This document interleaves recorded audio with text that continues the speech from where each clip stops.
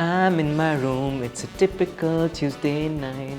बहुत बीन्स है हमारे ऑडियंस पास, को नहीं पता। हम सारे स्पिल करेंगे। मैं अपने बाल बनाने जाता हूँ क्योंकि मैं अपने बाल से थोड़ा ऑब्सेस्ड हूँ, बट एक्चुअली मुझे मज़ा भी आता है यार अपने आप को देखने में। She is also great human and in that includes her sense of aesthetics. तो जैसे एक घर में कौन सा दीवार पे रंग होना चाहिए, कपड़े कैसे पहनने चाहिए, या क्या गाना सुनना चाहिए, कैसी कॉफ़ी होनी चाहिए, क्या परफ्यूम होना चाहिए, ये जो एक क्लास वाली जो चीज़ होती है ना, जो स्टार वाली बात होती है, ये हमारी एहसास में है। मतलब मुझे ऐसा लगता है कि पूरे साल में सिर्फ एहसास का ही बर्थडे आता है। मैं इनको एक दो बार बोल भी चुका हूँ कि मुझे लगता है कि हमारे बर्थडे 2 साल में एक बार आते हैं, आपके ही हर साल रिपीट होते जा रहे हैं। मम्मी क्रिटिक है बहुत बड़ी। मैं अपने सारे शोज़ सब कुछ, और मम्मी ने ही ग्रूम किया है, मम्मी ने ही एक्टिंग सिखाई है क्योंकि वो भी एक एक्ट्रेस हैं। हाँ, एक बार एक लड़की ने सेल्फी लेते लेते ऐसे उन्होंने वीडियो ऑन कर दिया and I was just about realising कि इन्होंने वीडियो ऑन कर दिया, मतलब ये सेल्फी नहीं है, इट्स अ वीडियो। तो मुझे लगा कि शायद गलती से हो गया, और फिर उन्होंने पास में आके पप्पी ले ली मेरी। Because I have a feeling that he's watching this interview. I have a stalker. There's this dude who has a one-sided conversation with me on DMs.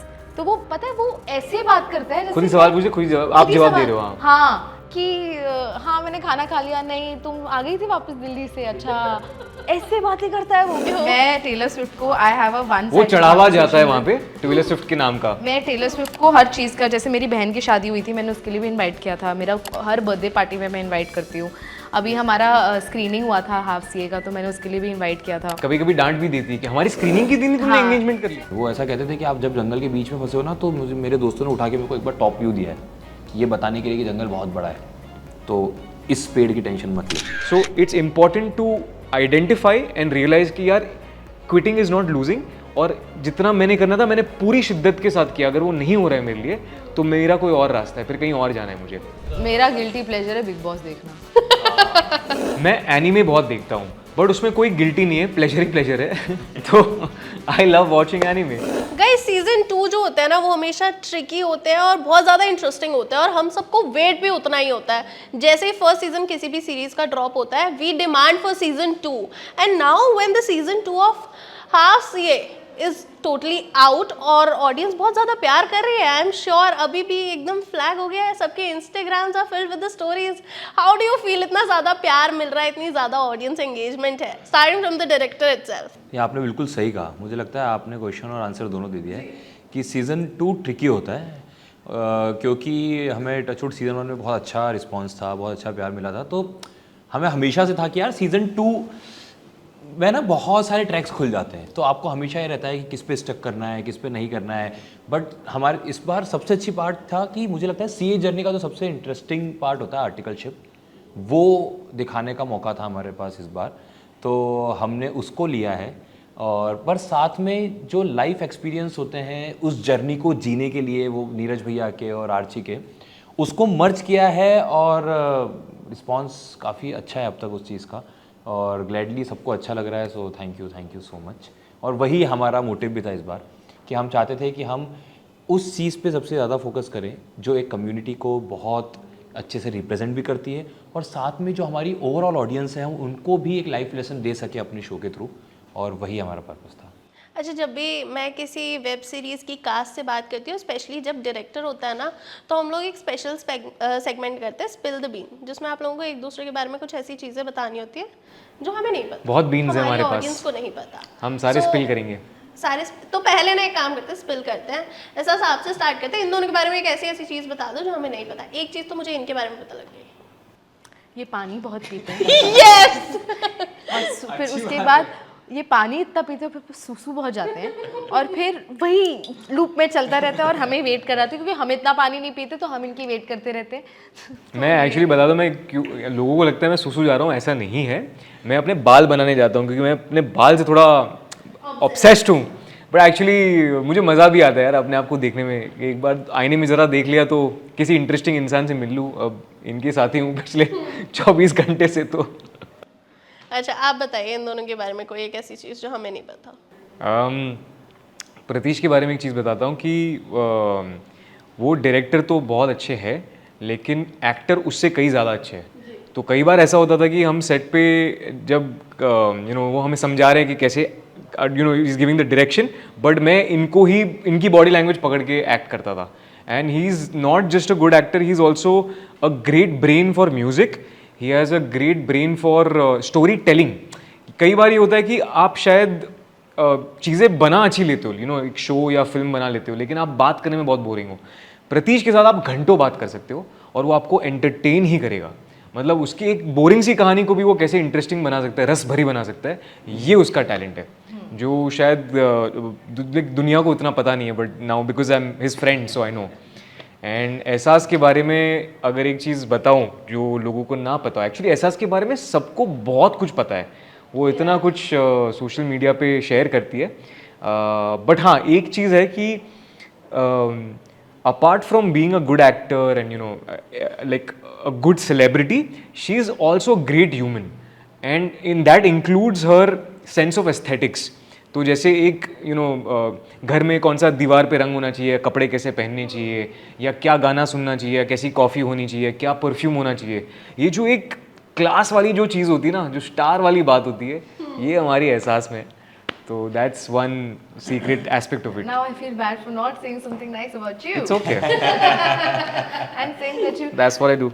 No, but I think that's very sweet. अच्छा, I love ठीक that है. compliment. मैंने इसलिए से बोला ही नहीं मैंने, फिर मेरे को लगा कि इसका भी रिस्पॉन्स हो. बहुत अच्छे इंसान है वो. मेरे इंडस्ट्री, सुनो मेरी बात, इंडस्ट्री में मेरे बहुत कम दोस्त हैं, और जो एक्टर दोस्त हैं वो बहुत कम है, क्योंकि एक there's a sense of jealousy, there's sense of manipulation जो मेरे और प्रीत में बिल्कुल भी नहीं है. हम एक दूसरे, he always looks out for me, I always look out for him. And Pratish का ये है कि हाँ, जैसे कि प्रीत ने कहा कि ये बहुत अच्छे एक्टर भी हैं. प्रतीश बहुत अच्छा क्रिकेट भी खेलते हैं. एंड एक और सॉरी, याद आया मेरे को. हाँ. प्रतीश ने सीजन 2 में हमारी डांस की कोरियोग्राफी भी की है. Oh that's nice. और TVF यूनिवर्स में शायद, if I am not wrong, ये पहला ऐसा शो है जिसमें फिल्मीनेस इतना मैजिकल तरीके से दिखाया गया है. And thanks to him. मैं तो स्टार्टर खाने आया था फर्स्ट सीजन में, मैं मेन कोर्स खा रहा हूँ सेकंड सीजन में अब. तो when I came on board for first season I thought that ये इतना ही मेरा पार्ट है, फ्रेंडली अपीयरेंस है फॉर एहसास and Pratish of course. But second season में आते आते इन्होंने इस पार्ट को बहुत ही इंपॉर्टेंट पार्ट बना दिया, लेयर्स खोल दिए. And obviously thanks to the audience that accepted this show and the characters in such a way that हम सबको अपनी अपनी एक कहानी बताने का मौका मिला.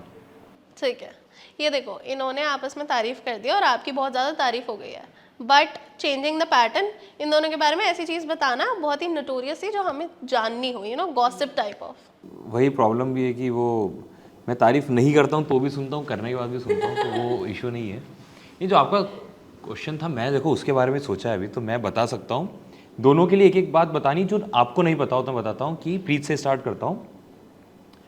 प्रीत का जो भी चार्म और ये सब आया है ना, जो भी मतलब उसके अंदर लवेबलनेस है, जो वो इतना जेनरस है, वो मुझे लगता है कि वो उसके फादर के कारण. ये बात बहुत कम लोगों को पता होगी. उसके फादर इससे बेटर तरीके से बात करते हैं. वो इससे बेटर मुझे लगता है उनका जो स्पॉन्टेनियसनेस है, जो जिस तरीके से वो, क्योंकि मैं जब उनसे मिलता हूँ ना, तो कितनी बार मुझे ऐसा फील हो जाता है कि यार मतलब ऐसा लगता ही नहीं कि मैं इस साल में एक बार मिल रहा हूँ, या ऐसे सिर्फ सेट पे मिलना होता है. तो मुझे लगता है कि वो क्रेडिट मैं अंकल को देता हूँ, और ये बात मुझे नहीं लगता है किसी को पता होगी. बट यू मतलब वो sorry, just like giving that spotlight to him, क्योंकि अक्सर हमारे माँ बाप को ये स्पॉटलाइट नहीं मिलती है. बट मेरे dad is a superstar in his right.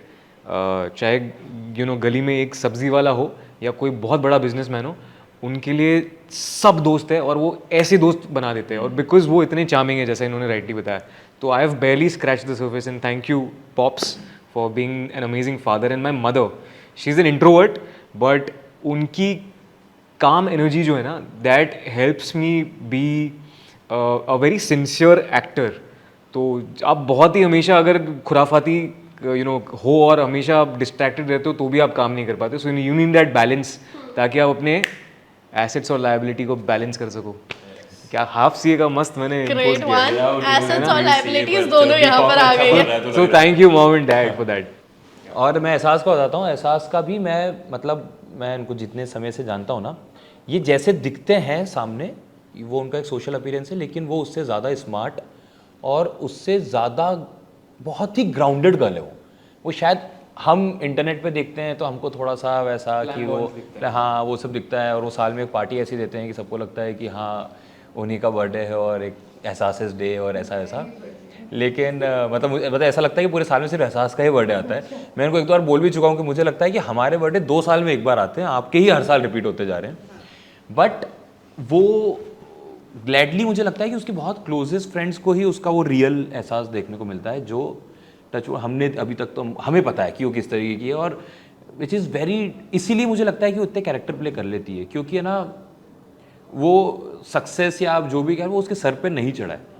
और फिर उसका सेकंड क्रेडिट एहसास की मम्मी को जाता है कि वो चढ़ने ही देती है उसका क्रेडिट। एहसास की मम्मी इतने अच्छे फीडबैक देते हैं, और वो उनकी मतलब उन जैसे हम सबके माँ बाप में एक लेयर होता है ना कि वो अपने बच्चों को सुंदर ही दिखते हैं, वो उन्होंने हटा रखा है। तो वो एहसास को इतने अच्छे अच्छे फीडबैक्स देते हैं, मुझे लगता है कि वो ही उसे इतना ग्राउंडेड रखने में और इतना हार्ड वर्किंग रखने में हेल्प करते हैं। मम्मी क्रिटिक है बहुत बड़ी। मैं अपने सारे शोज सब कुछ, और मम्मी ने ही ग्रूम किया है, मम्मी ने ही एक्टिंग सिखाई है, क्योंकि वो भी एक एक्ट्रेस हैं। और तो थैंक यू प्रतीश। प्रतीश की बात सुन के लग रहा है हम लोग पीटीए मीटिंग में आ चुके हैं। नहीं, क्योंकि ये बात किसी को नहीं पता होगी, मैंने देखा है, मैं उनके फीडबैक का वेट करता हूँ। शो के बाद कल उन्होंने मैसेज किया तो मुझे लग रहा है कि अच्छा चला है, वरना वो कहीं मिलते हैं तो बता देते हैं ऐसे, वो तुम अच्छा कर सकते थे बेटा, और वो उस टोन में बोलते हैं कि आप डर जाओगे कि हाँ सॉरी नेक्स्ट टाइम। मेरी मम्मी बहुत चार्मिंग भी है। हाँ तो नहीं, तो मैं वही बता रहा हूँ कि वही एक चीज़ है जो एहसास को भी आज मुझे लगता है टू पुश दिस मच कि आप इतना अच्छी तरीके से अपने कैरेक्टर को, वो हार्डवर्क करने को मुझे लगता है कि वही मोटिवेशन है पीछे का। इसीलिए वो सुबह 7 बजे भी कल फ्लाइट पकड़ने से पहले जिम होके आए थे। यार लाइफ में देखो मोटिवेशन चाहिए। तो यही मैं आपने बताया जो चीज़ नहीं पता, ये 2 चीज़ मुझे लगता है अभी तक किसी को पता होंगी। ठीक है, एहसास coming back to our series, एक चीज़ होती है जब भी हम किसी सीक्वल का पार्ट होते हैं, हम सेकंड सीजन का पार्ट होते हैं, plus you being the centre of attraction every time on social media पर बहुत से लोग हैं फॉलो करते हैं, बहुत से लोग हैं प्यार करते हैं, and you know you attract the young audience, the Gen Z audience as well. तो उनके साथ कोप करना, you know maintaining that level कि हाँ मेरी जो ऑडियंस है वो इस एज क्राइटेरिया की तो है, बट मेरे को अट्रैक्ट करनी है डिफरेंट टाइप की audience. So how do you know plan on to अपने कैरेक्टर को कैसे निखारना है उस हिसाब से कि हर एज ग्रुप को वो अच्छा लगे? आई थिंक उसका बहुत सारा आई थिंक वो राइटर्स और डायरेक्टर करते हैं, वो किस तरीके से वो एक कैरेक्टर को लिखते हैं। और मेरे साथ तो ये है कि the fact that older audience also recognises me is because मैंने एक टीवी भी किया था बहुत पहले, और मेरे पुराने काम की वजह से there are all luckily there are all age groups of audience that recognize me and have seen my work. तो एक तो आई थिंक उसकी वजह से, और दूसरा मुझे लगता है हाफ सीए बेसिकली एक ऐसा शो है जो सिर्फ यंग ऑडियंस के लिए नहीं है, वो सबके लिए है, और सिर्फ सीएस के लिए नहीं है या सीए एस्पिरेंट्स के लिए नहीं है। This is actually for every general audience as well, because it talks about dedication, it talks about never giving up. और अगर आपको कोई चीज़ चाहिए, जैसे सीए एस्पिरेंट्स को सीए क्रैक करना है, और आप अगर आप एक्टर हो या अगर आप कोई और प्रोफेशन में हो, अगर आपको कुछ बहुत अगर आप उसमें मेहनत करते हो, आपका पैशन है, एम्बिशन है, अगर आप उस पर गिव अप ना करो और अपना 100% दो, so you will make it, which is why I think all age groups can watch the show and can relate to the show, and generally like people in general can watch the show and relate to it. तो I think मैं तो मतलब I don't think मेरा उसमें कुछ ज़्यादा वो है, ज़्यादातर तो राइटर्स और डायरेक्टर का ही है हमारे कि उन्होंने ऐसे कैरेक्टर्स लिखे हैं और ऐसा शो बनाया है जो सब रिलेट कर पाते हैं, सब एज ग्रुप्स भी रिलेट कर पाते हैं। अच्छा प्रीत, एक चीज़ बताओ, आपकी जो इमेज है वो इंडस्ट्री में चॉकलेट बॉय वाली है, ठीक है, गर्ल्स गो क्रेजी, अभी भी मैंने बाहर देख लिया, अभी भी मेरे को आवाज़ें आ रही है कुछ कुछ लड़कियों की। सो how do you handle this thing? लड़कियों को हैंडल करना कितना डिफिकल्ट होता है, क्योंकि लड़के होते हैं, लड़कों को तो ऐसे सुना दो या फिर थोड़ा बहुत लड़कियां झाड़ देती हैं चले जाते हैं, बट लड़कियों के साथ you have to be a bit sensitive, no? So how do you tackle girls when they go over the top? I don't tackle them, I don't handle them, they handle me. मैं अपने आप को समर्पित कर देता हूँ, I surrender to them. I never say no for a photograph or a hello or a hi or a conversation. I never back out from it, no matter how intense it gets, because I'm here for them, to be honest. हाँ हम अपने घर में बैठ के artist है, but अगर हम यहाँ पर काम कर रहे हैं, मेहनत कर रहे हैं, and yes we are doing that for popularity, for fame, for, but deep within while it sounds, all of this sounds very selfish कि हम अपनी पॉपुलैरिटी अपनी फेम के लिए कर रहे हैं, मेरे लिए पर्सनली ये है कि बहुत डीप विद इन में जब मैं जाता हूँ ना, मुझे बहुत खुशी महसूस होती है. It makes me feel like I am a super hero, कि मेरे कुछ करने से या कुछ कहने से या कोई करतब करने से कोई खुश हो रहा है. एंड अगर वो 2 मिनट की बातचीत करने से या प्यार से हाय हेलो करने के लिए उनका दिन बन जाता है या उनको खुशी मिलती है, then I would happily do it. Because मुझे याद है कि जब किसी ऐसे इंसान ने जब मुझसे बात की थी और मुझे स्पेशल फील कराया था, I was feeling so happy कि मैं पूरे हफ्ते लोगों से बोल रहा था यार मैं आज इनसे मिला, इनसे बात हुई मेरी, you know. So it's a gift, it's a privilege to be in this place. So I don't handle them, I let them handle me. कोई भी मुझसे बात करना चाहता है, मैं बहुत दिल से बात करता हूँ, no matter whatever is going in my head, that's what I try. कोई वियर्ड फैन इनकाउंटर अभी याद आ रहा है? वियर्ड फैन इनकाउंटर तो ऐसे कोई वियर्ड फैंस एक्चुअली मेरे नहीं है. जेन्यूनली मुझे ना सोशल मीडिया पे इतनी ट्रोलिंग होती है, ना मुझे कोई ऐसे बुरे मैसेजेस आते हैं. Genuinely Trollers are not your fans. No, I am saying in general आपको जो निंदा होती है आपके सोशल मीडिया पोस्ट पे ऐसा कुछ, तो ऐसा भी कोई इंटेंस कुछ नहीं है. बट क्रीपी एनकाउंटर ऐसा कोई तो याद नहीं आ रहा है. बट हाँ, एक बार एक लड़की ने सेल्फी लेते लेते ऐसे उन्होंने वीडियो ऑन कर दिया, and I was just about realising कि उन्होंने वीडियो ऑन कर दिया, मतलब ये सेल्फी नहीं है, इट्स अ वीडियो. तो मुझे लगा कि शायद गलती से हो गया, और फिर उन्होंने पास में आके पप्पी ले ली मेरी, और फिर वो चली गई. तो ये आपके लिए वियर्ड नहीं था, दिस वाज फन. हाँ मतलब टेक्निकली वियर्ड तो था, लेकिन फिर नहीं भी था कि भाई ठीक है. So although it's inappropriate, but I am okay, no problem. चलो ऐसा प्रीत ने तो बता दिया कि क्या इनकाउंटर हुआ फैन के साथ वियर्ड, जो कि इनके लिए वियर्ड तो नहीं था, लेकिन आई एम श्योर आपके साथ भी कुछ ना कुछ तो हुआ होगा. मेरे ना listen listen to me, hey, I don't know if I can talk about it because I have a feeling that he's watching this interview. I have a stalker which is creepy. तो हाँ, एक मेरे 2-3 stalker actually एक creepy बता दूँ क्या वो वाला. There's this dude who has a one-sided conversation with me on DMs. तो वो पता है वो ऐसे बात करता है जैसे खुद ही सवाल पूछे, खुद ही जवाब, आप जवाब दे रहे हो. हाँ कि हाँ मैंने खाना खा लिया, नहीं तुम आ गई थी वापस दिल्ली से, अच्छा. ऐसे बातें करता है वो कि अच्छा LPU जा रही हो परसों, ठीक है, क्या पहन रही हो, नहीं वो अच्छा नहीं लगता. ऐसे बात करता है वो मुझसे. And obviously I'm not replying to him, but it is just so entertaining to read this conversation, just to gauge how imaginative this person is. Basically, he is to you what you are to Taylor Swift. Thanks, man.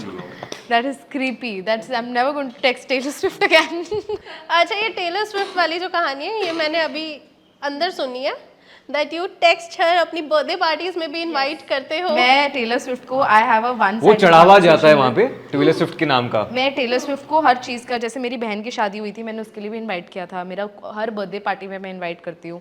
अभी हमारा screening हुआ था half CA का, तो मैंने उसके लिए भी इनवाइट किया था. कभी कभी डांट भी देती है कि हमारी स्क्रीनिंग के दिन ही तुमने एंगेजमेंट कर फिर लिया. मैंने हाँ यार स्क्रीनिंग वाले दिन उसने एंगेजमेंट कर ली, तो फिर मतलब आ सकती थी वो, बट थोड़ा पुश हो सकता हाउ था. Happy you are. I am very happy. Very I am happy. So happy. My mother is more happy because my अब क्या है ना कि मैं इतनी बड़ी टेलर स्विफ्ट की फैन हूँ, बचपन से हूँ. Like I think I was in 5th standard when I started listening to Taylor Swift and my obsession began from there. तो मेरी मम्मी भी अब उतनी ही इन्वॉल्व है टेलर स्विफ्ट की लाइफ में जितनी मैं हूँ. तो वो मम्मी जैसे जब भी नहीं जब भी टेलर का कोई बॉयफ्रेंड या ब्रेकअप होता है या कोई नया बॉयफ्रेंड आता है, मेरी मम्मी हमेशा कहती है कि अब इसको शादी कर लेनी चाहिए, अब बस हो गया, अब उसके ये शी इज़ क्रॉसिंग 30. एग्जैक्टली जैसे मेरी चाची की लड़की है ना टेलर स्विफ्ट, वैसे वो भी बात करती है. और अब जब एंगेजमेंट हो गई तो सबसे ज़्यादा खुश मेरी माँ थी, और वो भी उस पर भी बोलती है कि अब एंगेजमेंट ही की है, पता नहीं शादी कब करेगी, कितनी लंबी चलेगी, उसको बोलो जल्दी जल्दी करेगी. अब तो टेलर स्विफ्ट ने भी कर ली, तू कब करेगी? नहीं मेरे पे बिल्कुल प्रेशर नहीं है. If anything my mother does not want me to get married. It's the other way around. अच्छा ठीक है, आप ही की एंटरटेनमेंट इंडस्ट्री में टेलर स्विफ्ट की एक तो बहुत बड़ी फैन आप है, और एक और है Apoorva Mukhija, that everyone knows because she calls her a mommy. मतलब she is totally heads over heels for her. Are you the same, both in the same gang? I'm sure because all Swifties are all Swifties are हाँ तो सबका एक ऐसा आप भी text करते हो? नहीं, मैं मन में याद कर लेता हूँ उनको। हाँ मुझे लगता है एक वही एक हर फैंडम का एक वो होता है कि it brings you together, brings every, it unites everybody. तो I think that's what I love about fandoms in general.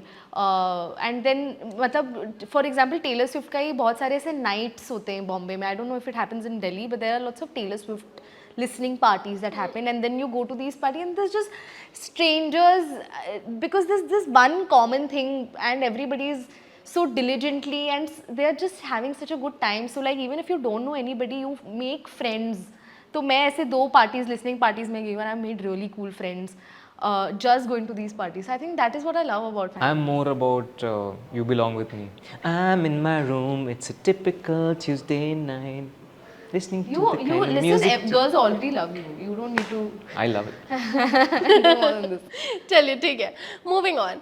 आपसे ना मैं एक चीज़ जानना चाहूँगी, जैसे यहाँ पर आर्टिकलशिप है, यूजुअली क्या होता है किसी भी इंडस्ट्री में इंटर्नशिप एक वर्ड यूज़ होता है। मेरे ऑफिस में भी जब आते हैं तब या तो ऐसा होता है कि हम उनके आगे हाथ जोड़ लेते हैं या फिर हम कान पकड़ लेते हैं अपने, because some Gen Z interns, I have one with me right now, वो देख रही है, वो कह रही है कि कब मैं उठूं और आके कुछ सुना दूं। ठीक है, वेल मूविंग ऑन, जिस टाइम पर आप ये सब शूट कर रहे थे आपने बेसिकली रिसर्च की होगी, देखा होगा how do they act in office.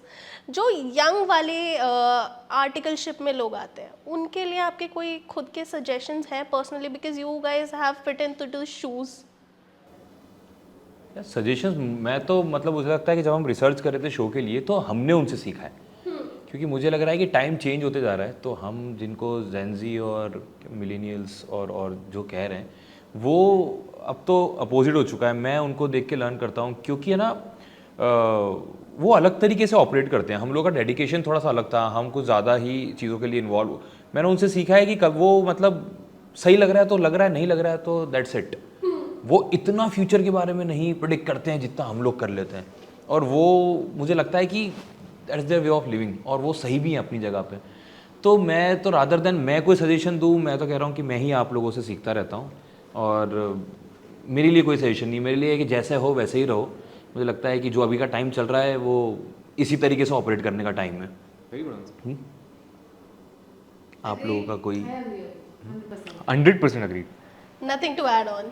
No genuinely मुझे ऐसा ये इसकी बात को ही ऐड करते हुए बताता हूँ, मेरे काफ़ी सारे दोस्त हैं जो मुझसे यंग भी है, and I have realise one thing कि it's a myth that older people are more wise. ऐसा नहीं है।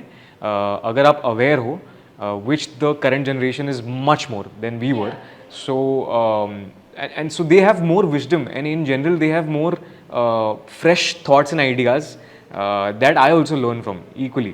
तो कुछ मान्यताएं थी जो हम मतलब मैं मिलेनियल हूँ, तो जो भी रूल्स मैंने फॉलो किए ना वो अभी अप्लाई होते ही नहीं है। ठीक है, तो आर जनरेशन इज सच कि जिन्होंने बड़ों से डांट खाई अब छोटों से भी डांट खा रहे हैं, तो हम बीच में सैंडविच हो रहे हैं। But no, I try and take as much as I can from the younger lot also in terms of wisdom.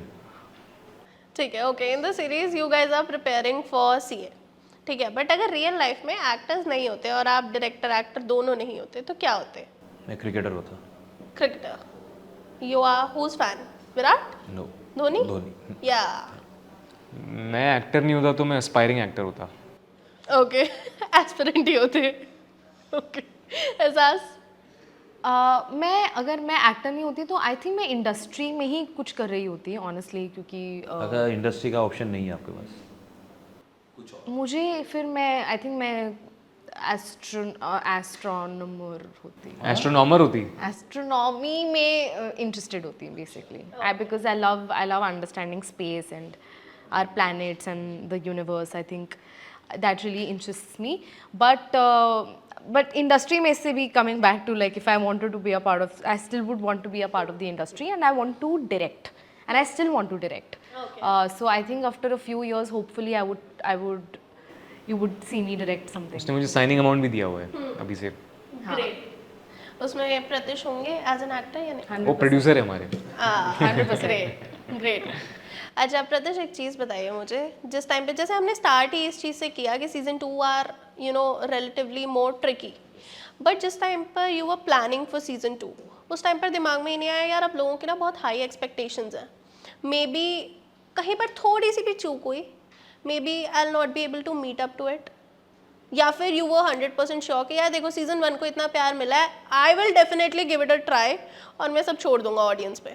नहीं मतलब मुझे लगता है कि वही जो जब सीज़न 2 आ रहा था तो वो था हमारे अंदर कि यार सीज़न 1 को इतना प्यार मिला है तो हमको अच्छा ही बनाना है। बट है ना, मैं एक चीज़ में बिलीव करता हूँ कि अगर अब आपने ये सोच लिया है कि अगर आपको अच्छा ही बनाना है तो उसके बाद उसको अच्छा बनाने के लिए आप जो भी डायरेक्शन में जा सकते हो वो करो। अब फिर मैं उस चीज़ से इतना वो नहीं करता हूँ कि यार ये नहीं हुआ तो क्या होगा, ये ऐसा, क्योंकि वो मुझे लगता है वो मेरे हाथ में नहीं है। तो जो अपने हाथ में होता है मैं उसकी कोशिश करता हूँ कि वो बेस्ट कर सकूँ, और फिर जो रिजल्ट आता है वो मुझे लगता है कि अगर आपका इंटेंशंस अच्छे हैं तो शायद रिजल्ट भी अच्छा आना चाहिए, और नहीं भी आया तो शायद उसके पीछे कोई अच्छा इंटेंशन होगा। तो वही मैं एक बार अगर चल दिए, सीढ़ी चल ली, उसके बाद पीछे पलट के देखना मेरा हाथ में नहीं है, मैं उस चीज़ की टेंशन नहीं लेता।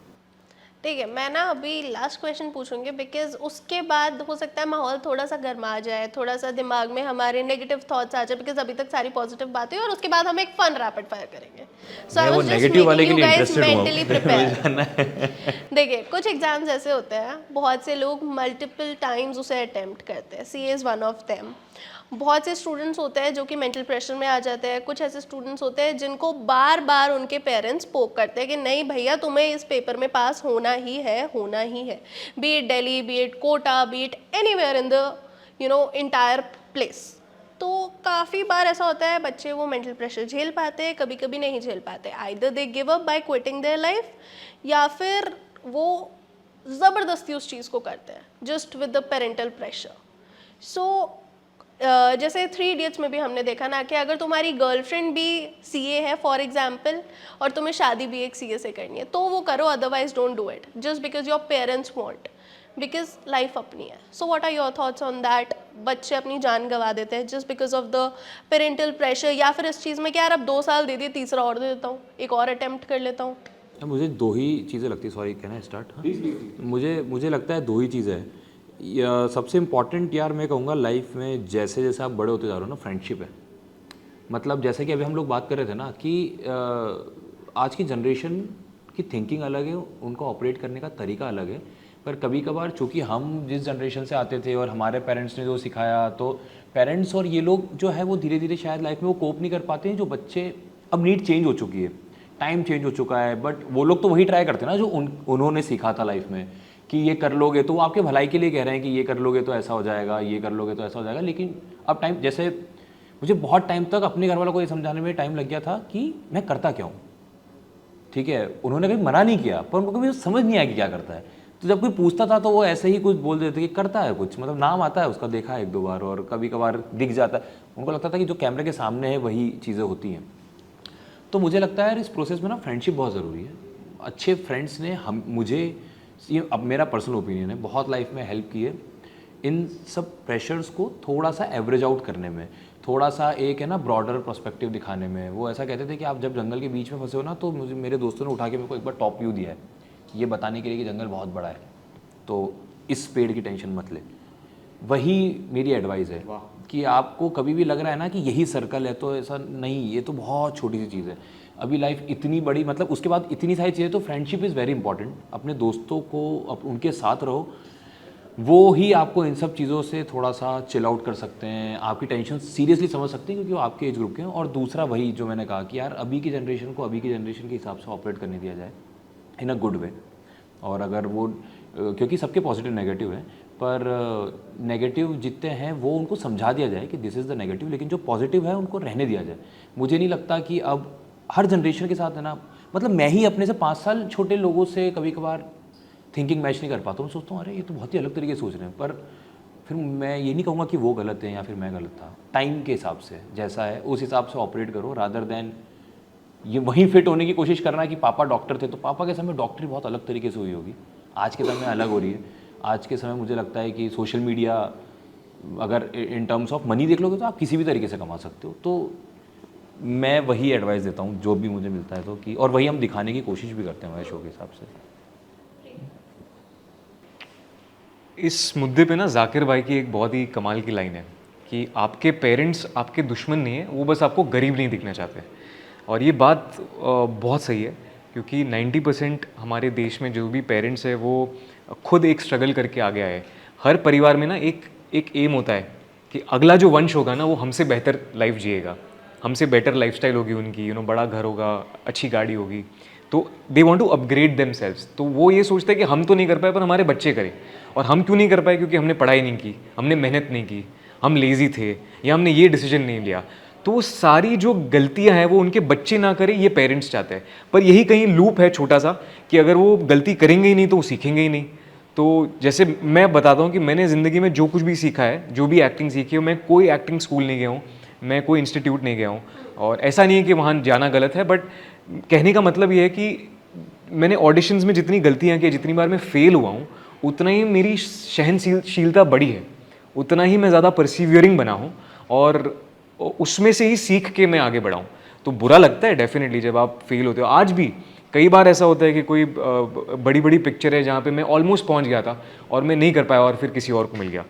तो वहाँ पर अगेन आपकी फ्रेंड्स, आपकी फैमिली काम आती है, हाउ दे सपोर्ट यू।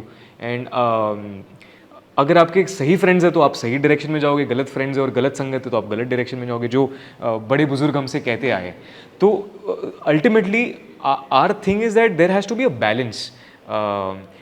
जैसे एक बहुत बहुत प्यारी किताब है विंग्स ऑफ फायर, हमारे APJ अब्दुल कलाम की लाइफ स्टोरी के ऊपर, और उनकी लाइफ का गोल था कि वो फाइटर पायलट बनना चाहते हैं।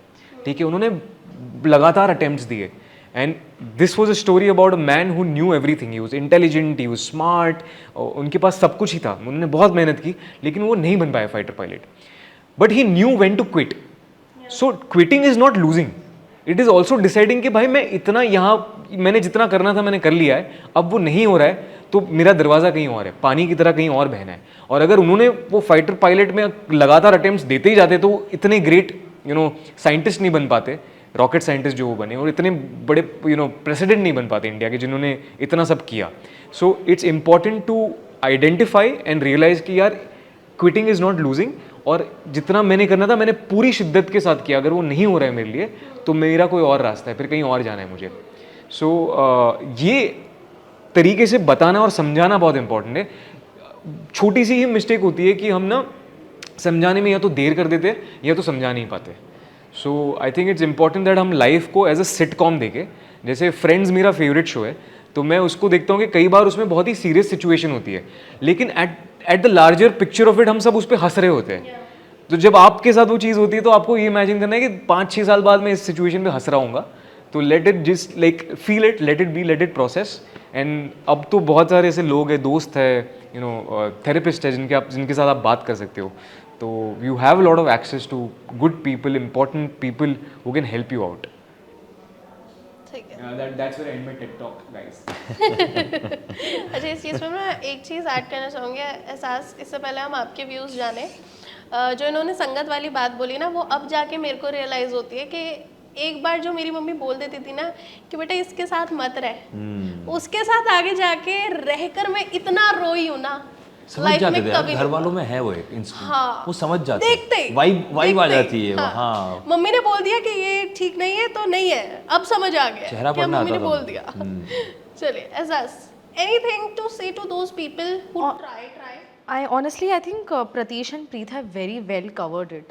But I mean, I don't think there's anything extra I can add to that. But I can just second by saying that there is another, there's a scene in Kota Factory season 1 where Alam's character, who plays Uday in the show, he says something like, ki, what does he say exactly? He says, माँ बाप माँ बाप के तरीके गलत हो सकते हैं, उनकी नीयत कभी गलत नहीं होती। माँ बाप के तरीके गलत हो सकते हैं पर उनकी नीयत कभी गलत नहीं होती। All I want to tell the students and everyone who's pursuing a very difficult course, be it engineering, be it CA, be it UPSC, that obviously try as much as possible. But like Preet said, that quitting does not mean failure. It is basically understanding that yes, don't give up, yes, give your 100%, chase what you're dreaming for. But if at one point, like even in Half CA, जो season 2 Kavya का character कहता है कि मैं CA करी थी पर मैंने रियलाइज़ कर लिया कि ये मेरे लिए नहीं है. इवन विशाल का कैरेक्टर वो बहुत ही जल्दी वो रियलाइज़ कर लेता है कि सीए उसके लिए नहीं है. तो सही टाइम पे अगर आप क्विट कर लो एंड गेज कि what else you can do, क्योंकि जो कोर्स आप परस्यू कर रहे हो वही आपकी ज़िंदगी नहीं है. And if you are not able to do it, it's not end of the world. There are a lot more options maybe. और मैं किस्मत में बहुत बिलीव करती हूँ, मैं लक में, और मैं इन चीज़ों में, और मैं एक चीज़ में बहुत बिलीव करती हूँ कि जो होता है आपके अच्छे के लिए होता है. तो अगर वो चीज़ आपसे नहीं हो रही है या आपको वो लग रहा है कि this is not happening, for a lack of a better sentence, your giving up your life is giving up on that thing is better than giving up on your life. And that's what I'm trying to say, is that is not the end of the world. There are 100 more things that you can pursue. There have been people who have done engineering, who are IITians, but they're still acting or they're still directing. So you don't know where your life will take you. So just, and this is something that अगर आपको parents से ये pressure आ रहा है, so this is your responsibility to, like the students और बच्चों की रिस्पॉन्सिबिलिटी अपने पेरेंट्स को ये कम्युनिकेट करना. कई बार बच्चे कम्युनिकेट ही नहीं करते हैं डर के मारे कि पेरेंट्स अंडरस्टैंड नहीं करेंगे या डांट पड़ेगी या जो. फिर coming back to what Alam says in season 1 of Kota Factory is that वो समझेंगे because they are always rooting for you. वो हमेशा आपका भला देख रहे हैं. मे बी उनके तरीके अलग है, मे बी उनकी सोच थोड़ी सी डिफरेंट है, पर अगर आप उनको एक्सप्लेन करोगे, क्योंकि वो आपका कभी गलत नहीं चाहेंगे, वो आपसे सबसे ज़्यादा प्यार करते हैं. They are the first people who love and trust you. So when you go and explain this to them, they will understand. Maybe they'll take a little bit of a time, but just try, at least initiate that conversation if you're not able to do something, and if you're feeling pressure from their side to do something. I don't know if I... ठीक है, मैंने बोला था situation थोड़ी सी serious हो जाएगी. Let's now bring out some fun. बहुत ही क्विकली आंसर देना है, बहुत थोड़े से क्वेश्चंस पूछूंगी, ठीक है. Starting with, if you had to prepare for in reality for a CA exam together, कौन पास होता, कौन फेल होता, कौन री एग्जाम दे रहा होता? जल्दी जल्दी जल्दी जल्दी. मैं बताती हूँ. प्रतीश पास हो जाता, मैं क्विट कर देती और ये री एग्जाम दे रहा होगा. ओके. प्रीत? सेम 100%. सेम. अच्छा, सब लोग एक दूसरे को जानते हैं, ठीक है. Was that one BTS story that fans would be shocked to know? That the panic that you see in season 1 of me in the exam hall trying to tally the balance sheet, वो panic असली है. मैं असली में panic किया था. अच्छा, अगर हाफ CA 2 के लिए कोई गाना गाना होता तो आप लोग किस टाइप की राइम करते? रोमांटिक होता, वो बहुत फन वाला होता है, या बहुत सैड? मुझे लगता है हाफ सी का गाना होना चाहिए. हाँ, तीनों, क्योंकि हमारे यार मेरे तीनों को यूं घुमाना मुस्कुराना यार, तीनों कैटेगरी के गाने हमारे शो में. इस बार हमारी प्लेलिस्ट बहुत स्ट्रांग है and we are very proud of the music of Half CA. Okay. Dream role? मेरा तो ड्रीम रोल क्या, मे बी सम बायोपिक और समथिंग. वाओ. उन्हें टाइम दे रहे हो सोचने का, जल्दी बोलो. मैं अमृता प्रीतम की बायोपिक करना चाहूँगी. रोहन आहूजा का कैरेक्टर मैं प्ले करना चाहूँगा. तो वो बेसिकली वो एक फिल्म आ रही है हीर एक्सप्रेस, उसमें वो एक कैरेक्टर है रोहन आहूजा. हाँ, तो वो कैरेक्टर मैं प्ले करना चाहूँगा. अगर फिल्म है वो, और यही प्ले कर रहे हैं रोहन आहूजा. मेरी फिल्म आ रही है हीर एक्सप्रेस. ये मार्केटिंग किंग है. ये मार्केटिंग किंग है यार. मैं शेयर कर रहा हूँ अपनी न्यूज़. कला रहे हैं आप. I'm so impressed by you. तो मैं रोहन आहूजा प्ले करना चाहूँगा. आपको उधर तो ये लग रहा है कि कौन है रोहन आहूजा? मैं ये सोचता था यार कौन है रोहन आहूजा. अरे बहुत लेजेंडरी कैरेक्टर I है, was smiling just because of this. बहुत लेजेंडरी कैरेक्टर है. हीर एक्सप्रेस में आप देखिएगा. ठीक है. अ guilty pleasure starting from you. जल्दी, इतना टाइम नहीं. मेरा गिल्टी प्लेजर है बिग बॉस देखना. मैं सीजन 19 में कौन फेवरेट है अभी? अभी तक देखा ही नहीं ना, देखने नहीं दिया. प्रमोशन करते जा रहे हैं हम अपने शो की. बताओ, हम अपने शो की इतना प्रमोट कर रहे हैं, बिग बॉस नहीं देख पा रही मैं. Very bad. मुझे इतना बिजी रख रहे हो आप लाइफ. ठीक है. गिल्टी प्लेजर जल्दी, बहुत टाइम मिल गया सोचने का. मैं ना क्रिकेट की रील 24 घंटे तक देख सकता हूँ बैठ के. और वो मुझे पाकिस्तान की क्रिकेट रील ज़्यादा पसंद है क्योंकि वो बढ़िया क्रिकेट खेलते हैं वहाँ पे, टेनिस वेनिस बॉल से और वो सब. तो ओके. यू? मैं एनीमे बहुत देखता हूँ, बट उसमें कोई गिल्टी नहीं है, प्लेजर ही प्लेजर है. तो I love watching anime. one thing you usually do to de-stress yourself. I watch Friends. Okay, you. I also watch Friends. I also watch Brooklyn Nine-Nine, Yeah. which is another show जो मुझे बहुत पसंद है. या फिर मैं शाहरुख खान की कोई फिल्म लगा देता हूँ, मुझे बड़ा मजा आता है. I also watch Modern Family or The Office. Sorry, हम सिटकॉम देखते हैं बेसिकली बैठ के. ठीक है, कोई एक लास्ट मैसेज जो आप इस टाइम पर अपने व्यूअर्स को, अपने फैंस को देना चाहेंगे, और दोस्त who are watching Half CA season 2. मैं तो ये कह रहा हूँ कि भाई सबसे पहले हाफ सीए का सीजन 1 देख लो अगर नहीं देखा है तो. उसके साथ ही साथ हाफ सीए सीजन 2 देख लो on MX player which is for free. Amazon बुरा मजा. Amazon MX player for free. For और मैं एक और चीज़ कहूँगा, बहुत सारे सीए स्टूडेंट्स की एग्जाम्स आ रही है सितंबर में. हाँ, तो सबसे पहले तो ऑल द बेस्ट. और यार मुझे लगता है एग्जाम से पहले अगर डिस्ट्रेस करना है ना तो एक आधी एपिसोड देख लो.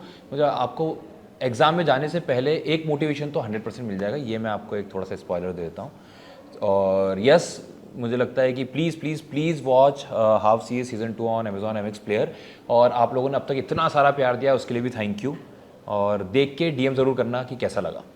मेरे सवालों का सिलसिला यहाँ ख़त्म होता है, लेकिन एक चीज़ है जो आप लोगों के कमेंट बॉक्स में बहुत ज़्यादा है. आपके जो ट्रेलर ड्रॉप हुआ है उसी टाइम पर फैंस ने अपने कमेंट बॉक्स में ये लिखना स्टार्ट कर दिया कि अगर ये 15 सितंबर के बाद आता तो और मज़े आते.